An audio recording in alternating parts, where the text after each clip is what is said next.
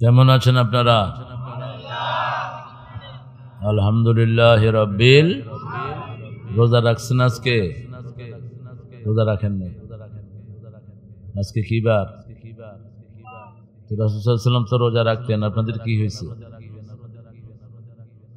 একজনও রাখেন নাই? হায় হায়, কই যে দেখেছি না। ও আচ্ছা আচ্ছা, যাক, তাও একজন আছে। আল্লাহ কবুল করুক। সোমবার দিন ওহির প্রথম দিন, সোমবার দিন রাসূল জন্মগ্রহণ করেছেন। এই দুই আনন্দে তিনি রোজা রাখতেন। আনন্দ হলে আল্লাহর ইবাদত করতে হয়, তাহলে আনন্দ স্থায়ী হয়। আর যদি আনন্দে কেউ নাচানাচি করে তাহলে সেও শেষ, সমাজও শেষ।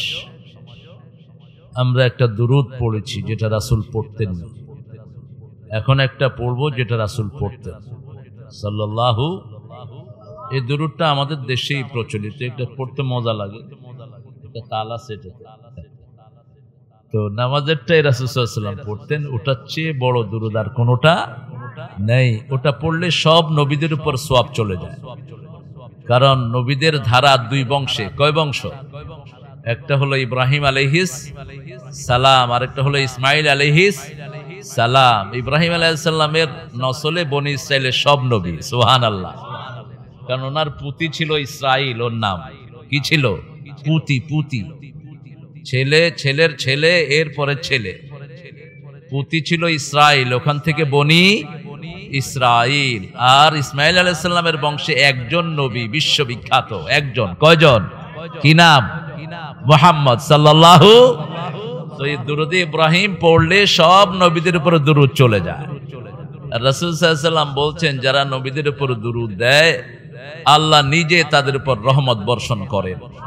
যারা নবী আলাইহিস সালামদেরকে সালাম দেয় আল্লাহ নিজে তাদেরকে সালাম দেয়।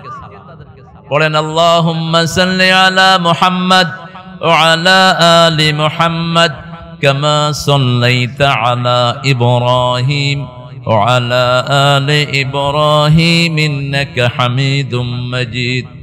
আল্লাহুম্মা বারিক আলা মুহাম্মাদ ওয়া আলা আলি মুহাম্মাদ কামা বারাকতা আলা ইব্রাহিম وعلى آل إبراهيم إنك حميد مجيد। প্রশংসা কার? সেজন্য পড়ছি আলহামদুলিল্লাহ।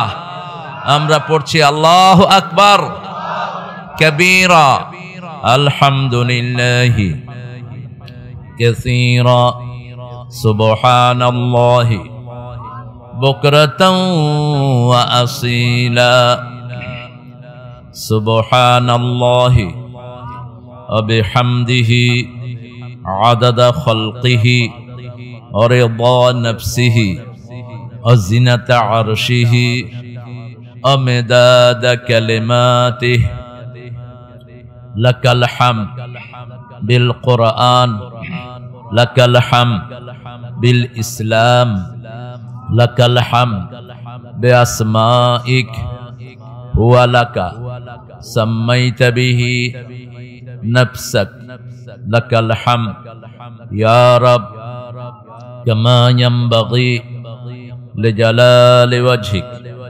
وعظيم سلطانك। প্রশংসা করলাম কার? সবখানে প্রশংসা করব কার? খাওয়ার সময়, ঘুমের সময়, কোথাও যাওয়ার সময়, কাউকে কিছু দেওয়ার সময়, যৌতুক খাওয়ার সময়। যৌতুক আছে এলাকায়? কথা বলেন, এ কোরআনে যৌতুক আছে? কি আছে? দেনমোহর। কি আছে? কোন সূরা জানি? এই তো মুখস্থ আছে, সূরা নিসা, দেনমোহরের কথা। তো যৌতুক কে দিছে বলেন তো? যৌতুক আল্লাহ দিছে। আসলে ভুলে কইয়া ফেলাইছে, মনে কিন্তু ভুলে কইলে আল্লাহর কোনো অসুবিধা নাই। আল্লাহ মনে যেটা আছে ওটাই গ্রহণ করেন, ঠিক কিনা? কেউ যেটা দেখে না সেটা দেখেন কে? কেউ যেটা দেয় না সেটা দেন কে? কেউ যেটা শুনে না সেটা শুনেন কে? আমাদের দুইটা মন, কয়টা? দুইটা কান, একটা বাহিরে আরেকটা ভিতরে, আরেকটা ভিতরে। দুইটা চোখ, দুইটা বাহিরে আর দুইটা ভিতরে ভিতরের চোখ অনেকের বাড়ি গেছে, এখন বাড়ি গিয়ে বাড়ি দেখতেছে, আর বাহিরের চোখ এখানে বসে আছে। ভিতরের মন অনেকের ঘুরছে, যেমন আমার এখন মন চলে গেছে কাবাগরের ভিতরে এই মুহূর্তে। এই জন্য আপনারা যখন বেহেশতে যাবেন, আল্লাহ সবাইকে বেহেশত দান করেন। মন যেরকম দ্রুত, মানুষ এরকম দ্রুত চলতে পারবে। সুবহানাল্লাহ কইলেন না? মন যেরকম দ্রুত, মানুষ এরকম দ্রুত চলতে পারবে। এখন মনে করবে যে আমি একটু ঘুরে আসি আফ্রিকা থেকে, সাথে সাথে চোখ খুললে দেখা যাবে আফ্রিকা চলে গেছে। যানবাহনের দরকার হবে না। মা তাশতাহি আনফুসুকুম, মন যা চাইবে আল্লাহ বলছেন সব আমি দিয়ে দেব। মন চাইবে একটা, চোখ খুলে দেখবে যে সেটা আপনার সামনে হাজির। সুবহানাল্লাহ কইতে ইচ্ছা করে না। তবে এই দুনিয়ার এই পচা জীবনটা আল্লাহকে দিতে হবে। রাজি আছেন তো? রাজি আছেন তো? আল্লাহকে জীবন দিতে রাজি আছেন? আল্লাহকে ছাড়া কাউকে মানবো না। রাজি আছেন মুসলমান? হাত তুলে দেখায়া দেন।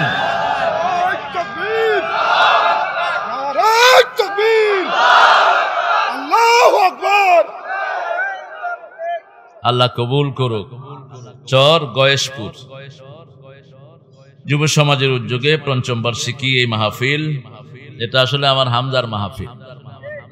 আল্লাহ হামজাকে সম্মানের সাথে আরো 10 গুণ 100 গুণ সম্মান বাড়িয়ে জনগণের কাছে ফিরিয়ে এনে দেন। হামজার সাথে আরো যারা আছে, আল্লামা কাজী ইব্রাহিম আছে, আল্লামা মামুনুল হক আছে, আল্লামা শাখাওয়াত হোসাইন, বড় আলেম দ্বীন, তিনি ওস্তাদ। আল্লাহ সব বন্দীদেরকে আপনি বীরের ভেসে বের করে আনেন। আপনারা যারা এসেছেন অত্যন্ত দামি মানুষ, অত্যন্ত দামি সময় এখানে দিচ্ছেন। এই সময়টা কিয়ামতের ময়দানে আপনারা দেখতে পাবেন, আপনি যে এখানে দিয়েছেন। দুনিয়াতে যেটা দেখা যায় না, কিয়ামতে সেটা দেখা যাবে। আর দুনিয়াতে এখন যেটা দেখা যায়, কিয়ামতে সেটা দেখা যাবে না। দুনিয়ার সম্পদ, দুনিয়ার বাহাদুরি, দুনিয়ার ফুটানি, দুনিয়ার বিভিন্ন মর্যাদা, এগুলো কিয়ামতে কিছু দেখবেন না। আর এখন যেটা নামাজ দেখছেন না, রোজা দেখছেন না, কিয়ামতে সব আল্লাহ চোখের সামনে ভাসায় দিবেন। নামাজি আবার যে চুরি করেছে গোপনে, হের চুরিও তো আল্লাহ ভাসায় দিবেন। আপনারা যেটা গোপন করেন সেটা প্রকাশ করবেন কে? আল্লাহু মুবদিহি মা কুনতুম তাকতুমুন। যেটা তোমরা গোপন করো সেটা আল্লাহ প্রকাশ করে দিবেন। তো এখানে অনেক ওলামা হযরত এসেছেন স্কুলের স্যারেরা, প্রাইমারি, হাই স্কুল, কলেজ, ইউনিভার্সিটির স্যারেরা, বিভিন্ন পেশায় জড়িত আবাল বৃদ্ধা বনিতা, পর্দার আড়ের মা এবং বোনেরা, হিন্দু সম্প্রদায়ের ভাই বোনেরা, এরা আমাদের একটা অংশ। এদেরকে যদি আমরা ঠিকমতো ইসলামের হকগুলো দিতে পারতাম, এরা কেউ হিন্দু ধর্মে থাকতো না। এরা সবাই কালেমা পড়ে মুসলমান হতো। কারণ তাদের 60টা কিতাবে আমাদের কালেমা এসেছে, আলহামদুলিল্লাহ বলি। তাদের যে 60টা বই, এই 60টা বইয়ের কোনো জায়গায় পূজার কথা নেই, পূজার একটা লাইনও নাই। বরং পূজার ব্যাপারে এসেছে জু ভূত প্রেত কি পূজা করতে হ্যাঁ ও কবি ভি আচ্ছা নেই। যারা মূর্তি পূজা করে এরা সবচেয়ে খারাপ মানুষ। বস্তু একটা জিনিস নিজেরা বানিয়ে এটা সামনে নিজেরা মাথা নত করে থাকে, এটা তো সাধারণ সেন্স বলে, এটা কিছু করার ক্ষমতা রাখে না। এটাকে ও নাড়লে হে নড়ে, ও যদি নাড়ালে হে চিঠিয়ে পড়েই থাকে। এই জন্য ইব্রাহিম আলাইহিস সালামের আব্বা যখন ওনাকে অনেকগুলো মূর্তি বিক্রি করতে দিয়েছিলেন, তিনি অনেকক্ষণ মূর্তির দিকে তাকিয়ে দেখে যে মূর্তি কথা টথা বলে না, পরে পানিতে নিয়ে চুবায় ধরছে। এখন মূর্তিগুলো কোথায় ফালানো হয়? কোথায়? ওখান থেকে আসছে, উনি পানিতে চুবায় ধরছে। যখন কথাই কস না, কিছুই করতে পারস না, তো পানি খায়া শুয়ে থাকে। আগে থেকে এটা চলে এসছে। তো আমার ভাই বোনদের প্রতি আপনারা ইহসান করবেন, এরা আমাদের সমাজের অংশ, এদের উপর খবরদার জুলুম করবেন না। অনেকেই মনে করে হিন্দু ভাইদের সম্পত্তি চুরি করা যায়, 100% হারাম, খবরদার। ওরা মানুষ, ওরা কি মানুষ? রাসূল সাল্লাল্লাহু আলাইহি ওয়াসাল্লামকে যে কাফেররা মারার জন্য ষড়যন্ত্র করেছে, তাদেরই পয়সা রাসূলের কাছে ছিল সাল্লাল্লাহু। তিনি আলীর কাছে বুঝিয়ে দিলেন আর বললেন, আলী, সকালবেলা এরা উঠে আমাকে পাবে না, আমি আল্লাহর হুকুমে হিজরত করছি। 100 যুবক ঘর চারিদিকে তলোয়ার নিয়ে ঘিরে আছে, হয় জীবিত অথবা মৃত মুহাম্মদকে এনে দাও। 100 উট দেয়া হবে। কয়শো? 100 উট দেয়া হবে। মক্কার সব তাগড়া তাগড়া যুবক গুলো উটের নেশায় সেখানে দাঁড়ানো। আল্লাহ বললেন, মুহাম্মদ সাল্লাল্লাহু, তুমি হিজরত করো। রাসূল সাল্লাল্লাহু আলাইহি ওয়াসাল্লাম দেখলেন চারিদিকে ওরা দাঁড়ানো। তিনি বললেন, আল্লাহ, কিভাবে বের হব? হাতের ভিতরে হাত, যেতে লাগলেই তো ওদের হাত বেজে যাবে। রাসূল সাল্লাল্লাহু আলাইহি ওয়াসাল্লামকে আল্লাহ বললেন, তুমি পড়ো, وجعلنا من بين أيديهم خلفا ومن صدهم خلفا فأغشيناهم فهم لا يبصرون আয়াত পড়ো বালুতে ফু দাও সবগুলোর চোখের ভিতরে আমি বালু ঢুকিয়ে দেব গোল হয়ে তো বালু ঘুরে না বালু কি গোল হয়ে ঘুরে কথা কন না কেন গোল হয়ে ঘুরে না রাসূল বালু ছেড়ে দিলেন এই বালু সবগুলো আল্লাহ সবার চোখে দিয়ে দিলেন আল্লাহ পরে বললেন ওয়ামা রামাইতা ইয রামাইতা ওয়ালাকিন্নাল্লাহা রামা মুহাম্মদ সাল্লাল্লাহু আলাইহি ওয়াসাল্লাম তুমি নিক্ষেপ করো নাই তুমি বালু ছেড়েছো বালুকে আমি ক্ষেপণাস্ত্র করে তাদের চোখে ঢুকিয়ে দিয়েছি এখন চোখে বালু গেলে মানুষ কি করে কয় হাতে ডলে হ্যাঁ কয় হাতে দুই হাতে রাসূল সাল্লাল্লাহু আলাইহি ওয়াসাল্লাম ঠেলা দিয়ে চলে গেছে ঠেলা দিছে যে ও মনে করছে পাশেরটা ঠেলা দিছে হে আবার হেরে ঠেলা দেয় তুই আমারে ঠেলস কে তুই ঠেলস কে চোখে তো আত চোখে কি হ্যাঁ রাসূল সাল্লাল্লাহু আলাইহি ওয়াসাল্লাম এমন একটা চাদর আলীর গায়ে দিলেন রাদিয়াল্লাহু আনহু ওই চাদরের উপর দিয়ে তলোয়ার দিয়ে কোপ দিলে চাদরের ভিতরে যাবে না এটাকে তিনি বন্ধ করে দিলেন কারণ এরা যখনই দেখবে রাসূল ঘুমানো উপরে দিয়ে এসে তলোয়ার দিয়ে কোপ দিতে পারে আল্লাহ রাব্বুল আলামিন এটাকে সিল মেরে দিয়েছেন আল্লাহ যদি কাউকে হেফাজত করে দুনিয়াতেও হেফাজত আখিরাতেও হেফাজত সেই রাসূল সাল্লাল্লাহু আলাইহি ওয়াসাল্লাম বেরিয়ে গেলেন রাসূল সাল্লাল্লাহু আলাইহি ওয়াসাল্লাম 3 দিন একটা গুহার ভিতরে থাকলেন সাথে একজন সাহাবী থাকলেন কি নাম জানি আপনাদের তো সব মনে আছে দেখছি আমরা আজকে 5 নম্বর সূরা থেকে কথা বলব সূরা কি নাম জানি 5 নম্বর সূরা সূরা হায় হায় প্রথম সূরার নাম কি কোরআন শরীফে বাকারা বাকারা সূরা ফাতিহা দ্বিতীয় সূরা বাকারা তৃতীয় সূরা আলে ইমরান চতুর্থ সূরা নিসা বিয়া কয়টা করা যায় জানি সূরা নিসা কয় নাম্বার কয় নাম্বার 4 নাম্বার আবার আসমানি কিতাব কয়টা 4টা আল্লাহর গুণ কয়টা আল্লাহর গুণ কয়টা 4টা আল্লাহ হতে হলে 4টা গুণ লাগবে কয়টা কুল হুয়াল্লাহু আহাদ আল্লাহুস সামাদ লাম ইয়ালিদ ওয়া লাম ইউলাদ ওয়া লাম ইয়াকুন লাহু এই 4টা গুণ ছাড়া আল্লাহ হওয়া যায় না সূরা নিসা এর পরে কি সূরা মায়েদা মায়েদা মানে বুঝেন তো মায়েদা মানে কি দস্তরখান মায়েদা মানে দস্তরখান খাওয়ার ট্রে মায়েদা হাদিহি মায়েদাতুম মিন মায়েদাতিল্লাহ কোরআন শরীফের সবচেয়ে দামি সূরা কোনটা কোন সূরা পড়লে সবচেয়ে বেশি সওয়াব হয় আচ্ছা দেখেন হুজুরে কইছে সূরা ইয়াসিন আমি কইছি সূরা আয়াত তো অনেক দূরে আয়াত হলো সূরার অংশ আর হ্যাঁ সূরা ইখলাস অনেক গবেষণা করে কইছি ये कागज का कश्ती बारिश का पानी छोटी सी रात लंबी कहानी ये कागज का कश्ती बारिश का पानी छोटी सी रात लंबी कहानी ये है मेरे जिंदगी ये जिंदगानी ये कागज का कश्ती ছোট্ট কাগজের নৌকা বানিয়েছি সাগর পাড়ি দেওয়ার জন্য ছোট্ট জীবন নিয়ে বসে আছি বিশাল কোরআন বোঝার জন্য ঠিক কি না 60-70 বছর পরেও বুঝলাম না কোনটা সবচেয়ে দামি সূরা কি করেছেন कितना सामान कर लिए पैदा इतना छोटे सी जिंदगी के लिए कम नहीं तेरी जिंदगी के लिए কত কিছু আয়োজন পৃথিবীর জন্য কিন্তু চিরস্থায়ী যেখানে থাকবো তার কোনো খবরই নেই সওদা 100 বরস का पल की खबर नहीं এখানে থাকবো না পচা জায়গা গন্ধ জায়গা দুনিয়া দুনিয়া মানে তুচ্ছ দুনিয়া মানে কি তুচ্ছ পায়খানার যেই মর্যাদা দুনিয়ারও সেই মর্যাদা মসজিদে ঢুকতে কোন পা বের হইতে ঘরে ঢুকতে ডাইন পা আর বাহিরে বেরোতে বাথরুমে ঢুকতে তো দুনিয়াটা কি? পায়খানা। কি খানা? পায়খানা। যদিও নজরুল করতে যায় খানা, ওখানে তো খাওয়া পাওয়া যায় না, খাওয়া যায় শুধু। পায়খানাটা অবশ্য উর্দু ভাষা, এটা বাংলা ভাষা না। পায়ে পায়ে পায়ে পায়ে ফায়ার ফায়েল। এই দুনিয়ার জন্য কত কিছু। এখনো সূরা ফাতিহার মর্যাদাটাই বুঝলেন না। কোরআনে সূরা ফাতিহার চেয়ে মর্যাদাবান সূরা একটাও নাই। 30 পারা কোরআন পড়লেন, নামাজ হবে? হবে নামাজ? কি পড়তে হবে? কি পড়তে হবে? কোরআনের মা কোন সূরা? কোন সূরা দিয়ে হুজুররা ফু দেয়? কোন সূরা সব রোগ ভালো করতে পারে? কোন সূরা কোরআনের ভিত্তি? কোন সূরা ছাড়া রাসূল সাল্লাল্লাহু আলাইহি সাল্লাম আল্লাহর কাছে কিছু চাইতেন না? কোন সূরা পড়লে আল্লাহ নিজে জবাব দেয়? সূরা ফাতিহা। আল্লাহর মধ্যে বান্দার মধ্যে দুই ভাগ। কয় ভাগ? দুই ভাগ। মুসলিম শরীফের হাদিস, কুসিমাতুস সালাতু বাইনি ওয়া বাইনা আবদি নিসফাইন।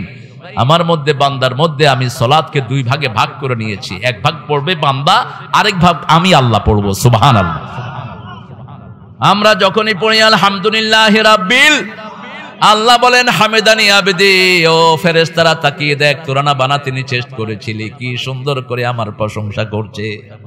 পরিবার দিলাম, সংসার দিলাম, খেত দিলাম, জিরাত দিলাম, ঝগড়া ঝাঁটি সব আছে, কিন্তু যখনই আমার আজান হয় আমার প্রশংসা শুরু করে। ঠিক কিনা? তোদের ফেরেশতার চেয়ে আমার এই বান্দারা অনেক বড়, অনেক উত্তম। তোদের তো কিচ্ছু নাই, ফেরেশতাদের আছে পরিবার, সংসার আছে, জন্ম নিয়ন্ত্রণ, গম চুরি, করোনা চাইল চুরি, কিছু নাই, কারণ প্যাডই তো নাই, চুরি করবো কাজ। আর আমাদের সব ভেজাল আছে, কিন্তু আজান শুনলেই আল্লাহর ওলিরা কোন দিকে যায়? মসজিদে যায়। আল্লাহর চেয়ে আর বেশি কেউ খুশি হয় না। আল্লাহ বলেন, এই সময়টা কষ্ট করে আমাকে দিয়েছিস, মৃত্যুর পরে আমি তোর জন্য সব কাজ করে দেব। তুই আম খাইতে চাইবি, কুতুফুহা দানিয়া, মুখের কাছে আম এনে দিয়ে দিব। দুনিয়ার আমের চামড়া আছে, ভিতরে বিচি আছে। জান্নাতের আমের চামড়াও নাই, বিচিও। সুবহানাল্লাহ কইতে ইচ্ছে করে না? শুধু খাইবেন আর চলে যাবে ভিতরের দিকে, আপনার ঢোক গিলতেও হবে না। শুধু ঢোক গিলবেন কখন? যখন একটু হজম করতে চাইবেন, একটু ঢোক গিলবেন, পুরা খাওয়া হজম হয়ে যাবে।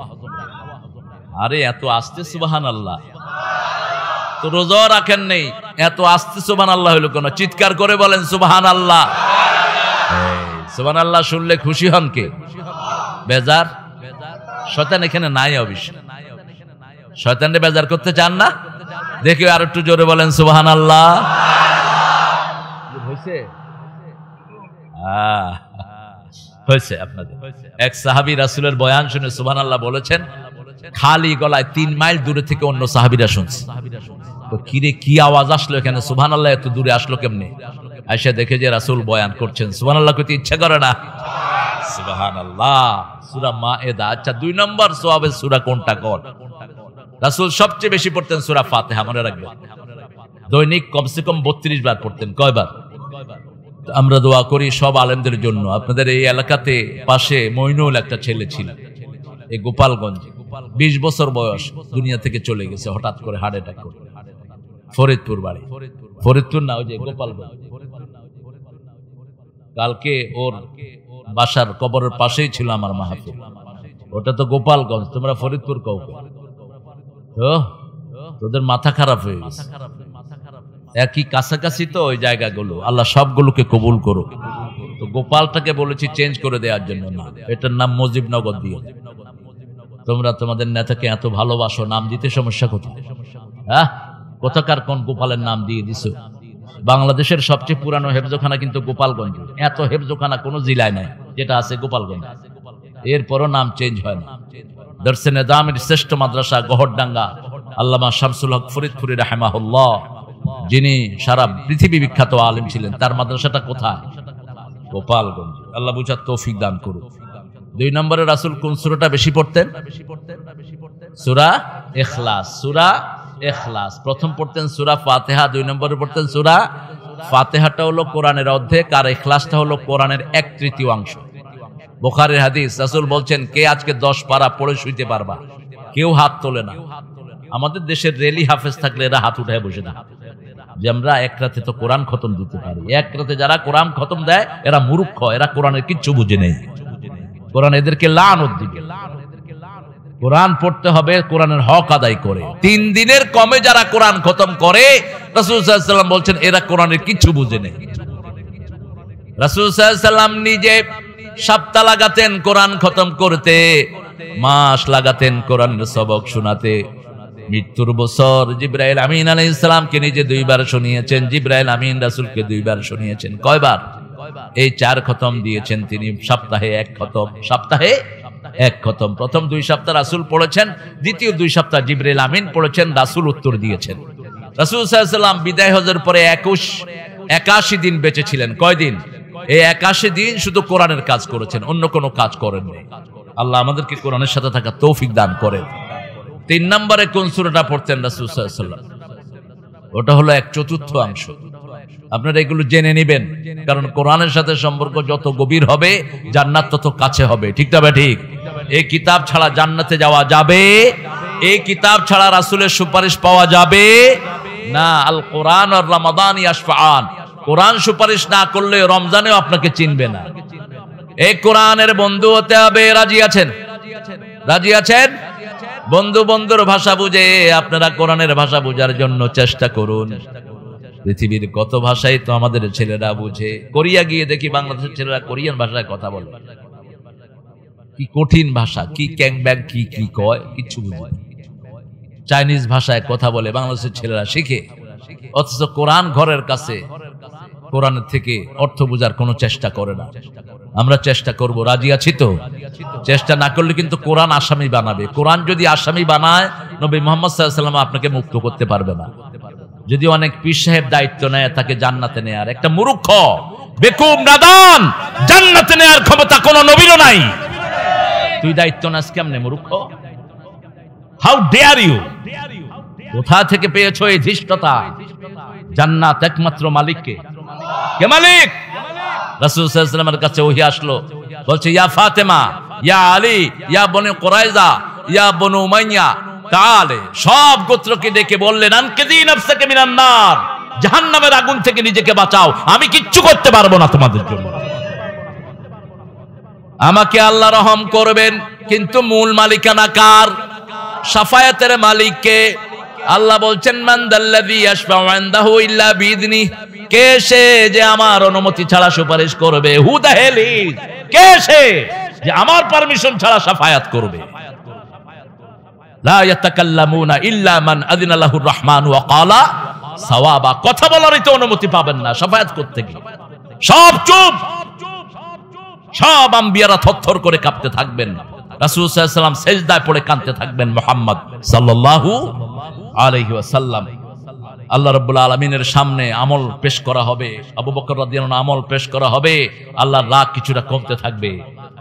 ওমর ফারুকের আমল পেশ করা হবে রাদিয়াল্লাহু আনহু, আল্লাহর রাগ কমে যাবে, নাম ধারণ করবেন। এরপরে তিনি বলবেন ও মুহাম্মদের ফারাসাক ইশফাতু শাফা, মুহাম্মদ মাথা উঠাও, তুমি সুপারিশ করলেই আমি গ্রহণ করে নেব। হ্যাঁ, আল্লাহ আমাদেরকে বুঝার তৌফিক দান করেন। 4 নাম্বার সূরা হলো সূরা কাউসার। সূরা কাউসার, কাউসার যদি আপনি পান দুনিয়াও সফল আখিরাতও। এই যে দুনিয়াতে যা কিছু আনন্দ করছি, ভোগ করছি, খাওয়া দাওয়া, এই সব হলো কাউসার। এসব কি? কাউসার, পার্ট অফ কাউসার। এই সব লিবার্টি আল্লাহ দিয়েছেন। এই কাউসার আল্লাহ রাব্বুল আলামিন কিয়ামতে একটা হাউজের ভিতরে দিবেন। ওই হাউজে কাউসারের পানি পান করলে আর পিপাসা লাগবে না। সুবহানাল্লাহ কইলেন না? এই কাউসার আল্লাহ রাব্বুল আলামিন তাদেরকেই দিবেন যারা আমার নবীকে নিজের নেতা মেনেছে, নবীর অনুসরণ করেছে, সুন্নাত যেখানে আমরা আছি। এখন তো খেলার সিজন চলছে, ছেলেরা এখন মেসি নেইমার বাঁদরদেরকে নিয়ে ব্যস্ত। মেসি নেইমার বাঁদর কিভাবে চুল কাটছে, কিভাবে হাফ প্যান্ট পরে দৌড়ায়, এরাও এটা করে। এত পতাকা টাঙাইছে যেগুলোর কোনো ভিত্তি নাই, বরং আল্লাহর দরবারে আসামির কাঠগড়ায় দাঁড়াবা। কেন এত পয়সা খরচ করেছো বেদিনদের জন্য? ঠিক না বেঠিক? আল্লাহ বুঝার তৌফিক দান করুক। সূরা কাউসার পড়বো, এটা 4th অংশ। আরেকটা সূরা আছে, সূরা কোরআনের 1/4 অংশ, ওটা রাসূল খুব পড়তেন সাল্লাল্লাহু ওটা পড়লেই রাসূল সাল্লাল্লাহু আলাইহি ওয়াসাল্লাম কাঁদতেন। ইযা যুলজিলাতিল আরদু জিলজালাহা ওয়া আখরাজাতিল আরদু আথকালাহা ওয়া ক্বালাল ইনসানু মা লাহা। এই যে বসে আছেন মাটি, এই মাটি আপনাকে রেকর্ড করতেছে। মাটি রেকর্ড করে ফেলেছে। গত বছর যারা এসেছেন তাদের নামও রেকর্ড করেছে, এই বছরও রেকর্ড করছে। অল্প কিছু ক্যামেরা আমাদের বাহিরের চামড়া রেকর্ড করে, কিন্তু আল্লাহর ক্যামেরা প্রত্যেকের সাথে 100টার উপরে আল্লাহর ক্যামেরা আছে ফিট করা। হাত ক্যামেরা, চোখ ক্যামেরা, পেট ক্যামেরা, নাক ক্যামেরা, সব অঙ্গ প্রত্যঙ্গ ক্যামেরা। মাটিতে যেখানে হাঁটেন সবগুলো ক্যামেরা। সুবহানাল্লাহ।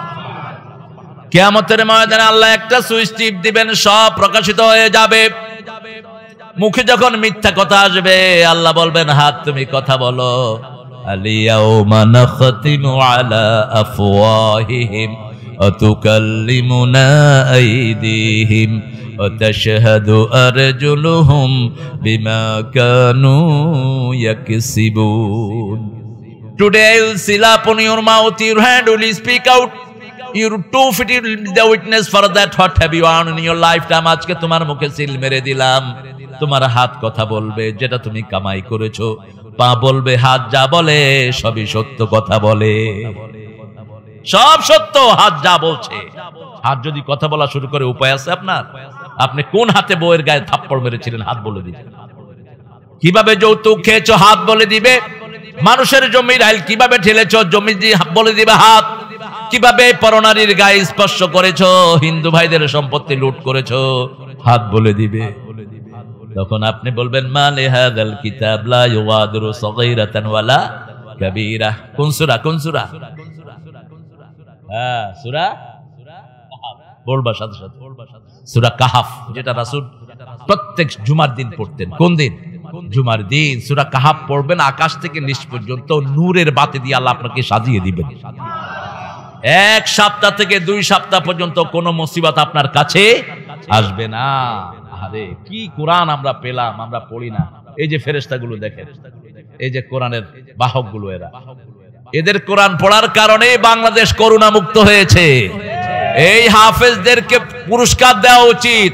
প্রথম সরকার করোনার ভিতরে হেফজখানা খুলে দিয়েছে।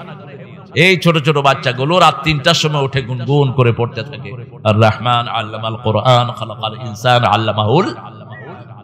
এদের আওয়াজ সারা বাতাসে ছড়ে যায় আর রোগগুলো দূর হয়ে যায়। সুবহানাল্লাহ। আল্লাহ রাব্বুল আলামিন 114টা সূরা দিলেন, তার মধ্যে সবচেয়ে শ্রেষ্ঠ করেছেন সূরা ফাতিহা, আর বলেছেন এটা হলো কোরআনে আযীম। ওয়ালাকাদ আতাইনাকা সাবআম মিনাল মাসানি আল কোরআনাল আযীম। ও নবী আলাইহিস সালাম, আপনাকে 7টা আয়াত দিলাম, তার সাথে কোরআনে আযীম দিলাম। 7টা আয়াত ব্যাখ্যা করলে 30 পারা কোরআন হয়ে যায়। 30 পারা কোরআনকে সংক্ষিপ্ত করলে 7টা আয়াত হয়ে যায়। জাহান্নাম কয়টি? জোরে বলেন। দরিয়া কয়টি? দরিয়া সাগর কয়টি? বহু তাফসীরে ব্যাখ্যা এসেছে এই 7টা জাহান্নাম এই 7টা সাগরের সাথে লিংক করে দেয়া হবে। মাসজুর, বাহরিল মাসজুর, জ্বলন্ত সাগর। জ্বলন্ত সাগর, কার্বন ডাই অক্সাইডটা তুলে নিলেই পুরোটা আগুন, আর কিছু। আল্লাহ আমাদেরকে হেফাজত করুক। আরো চিৎকার করে বলি আমিন। সাগর যে কত বড় এখনো কেউ ঠিক করতে পারে নাই। একটা জায়গা আছে সাগরের ওই পারে যেতেই পারে না, বারমুডা ট্রায়াঙ্গেল। এটা আমেরিকা থেকে দূরে। আবার সুইডেনের একটা জায়গা আছে সাগরের, ওটার ওই পারে গেলে প্লেনও আর ফেরত আসে না, লঞ্চও আর কোনো জাহাজও ফেরত আসে না। আসলেও অনেকদিন পরে জাহাজটা খালি চলে আসে, ভিতরে কোনো প্যাসেঞ্জার থাকে না। আকাশও যেতে পারে না, জাহাজও যেতে, এগুলো আপনারা দেখে নিয়ে এখন। আল্লাহ রাব্বুল আলামিন এগুলো সৃষ্টি করেছেন। 7টা আয়াতের উপর আমল করবেন, 7টা জাহান্নাম হারাম হয়ে যাবে। সূরা মায়েদা সহ প্রথম 7টি সূরা যে জানবে, রাসূল বলেছেন সে আলেম। প্রথম 7টি সূরা যে অর্থ সহ জানবে সে আলেম। যে এই 7টা সূরা জানবে না সে আলেম হতে পারবে না। সূরা মায়েদার ভিতরে হাদিহি মায়েদাতুম মিন মায়েদাতিল্লাহ, আবু যর গফারি রাদিয়াল্লাহু আনহুর একটা ঘটনা এসেছে। নাম শুনেছেন তো? আবু যর গফারি, গফারি গোত্রের যিনি ছিলেন প্রেসিডেন্ট তার ছেলে আবু যর, তিনি ইসলাম গ্রহণ করেছেন। রাসূল তাকে খুব ভালোবাসতেন। রাসূল তার হাত ধরে বলছে, আবু যর, আল্লাহর কসম তোরে আমি ভালোবাসি। সুবহানাল্লাহ করতে ইচ্ছা করে না? ওই হাতটা যদি আমাদের হতো। আল্লাহু আকবার। রাসূল বলছেন এইভাবে ধরে, বলছে, আবু যর, আমি তোকে ভালোবাসি। তবে শুনো আবু যর, কখনো নামাজের পরে এই দোয়াটা ছাড়া তুমি উঠবে না। সালাম ফিরিয়ে পড়বে আল্লাহুম্মা, পড়েন আল্লাহুম্মা আইন্নি আলা যিকরিকা ওয়া শুকরিকা ওয়া হুসনে ইবাদাতিক। হে আল্লাহ, আমাকে আপনি শক্তি দেন, আইন্নি আলা যিকরিকা, আপনার জিকির যেন আমি করতে পারি, আমি যেন আপনার শুকরিয়া আদায় করতে পারি, আর ইবাদতগুলো যেন সুন্দর করে আদায় করতে পারি। আল্লাহু আকবার। চাইতে হবে কার কাছে? কারণ সবকিছুর মালিককে। পরের জায়গা পরের জমিনে ঘর বানায় আমি রই। আপনার নিজের মালিকও তো আপনি না। আপনার হাতের মালিক কে? কে হাতের মালিক? চোখের মালিক? জিহ্বার মালিক কে? দেখেন না তাকিয়ে? এত বড় বিদ্রোহী কবি, আল্লাহ জিহ্বা বন্ধ করে দিয়েছে। মাত্র 43 বছর বয়স। কি লেখা! হিন্দু ভাইদের লেখা লিখেছে, রবি ঠাকুর এত সুন্দর লিখতে পারেনি। যেখানে কলম ধরেছে সেটা শোনা হয়ে গেছে। ব্রজবতী খেলে হরি, খেলে আনন্দ নব ঘন শ্যাম শাখে, ব্রজবতী খেলে হরি। নজরুল লিখছে হিন্দু ধর্মকে নিয়ে। আবার এই লোক যখন ইসলামের জন্য লিখছেন, আল্লাহ আমার প্রভু, আমার নাহি নাহি ভয়। ভয় আছে নাকি? আমার নবী মুহাম্মদ, যাহার তারিফ জগতময়। আল্লাহ আমার প্রভু, আমার নাহি নাহি ভয়। আমার কিসের শঙ্কা, কোরআন আমার ডঙ্কা। ইসলাম আমার ধর্ম, মুসলিম আমার পরিচয়। পরিচয় কি? পরিচয় আহলে হাদিস না, পরিচয় হানাফি না, পরিচয় শাফি না, হাম্বলি না, মালিকি না। পরিচয় কি? পরিচয় কি? মুসলিম। তো নজরুল বুঝলো, আপনারা বুঝুন নাকি? আল্লাহ বলছেন পরিচয় মুসলমান দিবা, অন্য কোনটা নয়। মান আহসানু কাওলাম মিম্মা দাআ ইলাল্লাহি ওয়া আমিলা সলিহা ওয়া ক্বালা ইন্নানি মিনাল মুসলিমিন। তার চেয়ে শ্রেষ্ঠ কথা কার হতে পারে যে আল্লাহর দিকে মানুষকে ডাকে, আমলে সলে করে, আর পরিচয় দেয় আমি একজন মুসলমান। ঠিক কি না? পরিচয় কি? মুসলমান, মুসলিম, আমি সংগ্রামী, আমি চির রণবীর, আল্লাহকে ছাড়া কাউকে মানি না। নারায়ে তাকবীর, নারায়ে তাকবীর, তাকবীর। আরে মরে গেছে সব লোক, আর শক্তি নাই। নদীর পাড়ের লোকদের তো শক্তি বেশি হয়, মনে রাখবেন। নদী ভাঙা লোকেরা ব্রেনি হয় বেশি। নদী ভাঙা লোকেরা সবচেয়ে জ্ঞানী হয়। আইনস্টাইনের বাড়ি কোথায় জানেন তো? নদী ভাঙা একটা এলাকায়। আইনস্টাইনের নাম শুনেন নাই? কে ছিল? শ্রেষ্ঠ বৈজ্ঞানিক, এত বড় জ্ঞানী ছিলেন। তারপরেও বলছে, আমি জ্ঞান সাগরের বেলাভূমিতে বসে কিছু বালু নিয়ে নাড়াচাড়া করেছি। আর আল্লাহ বলছেন, জ্ঞান পুরা সাগর শেষ হয়ে গেল, আমার কালেমা শেষ হবে না। সুবহানাল্লাহ। এই হলো সৃষ্টি আর স্রষ্টার পার্থক্য। ঠিক কিনা? স্রষ্টা বলছেন পুরা সাগর শেষ হবে, কিন্তু আমার জ্ঞান শেষ হবে।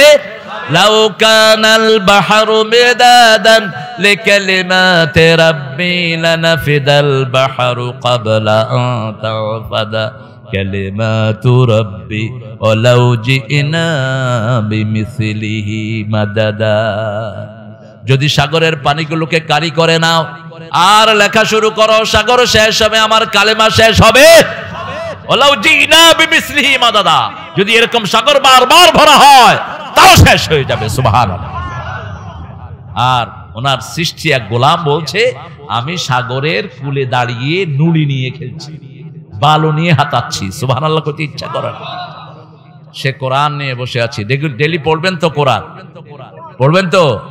আহারে কার কালাম পড়েন একটু খেয়াল করেন তো, কত বিশাল। আল্লাহ কোথায় থাকেন বলেন তো? আরশের উপরে বলবেন, আরশে না, আরশের আলাল আরশ, আলাল আরশ ইস্তাওয়া।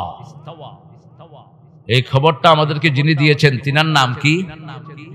সাল্লাল্লাহু, আমাদের নবীর নাম কি?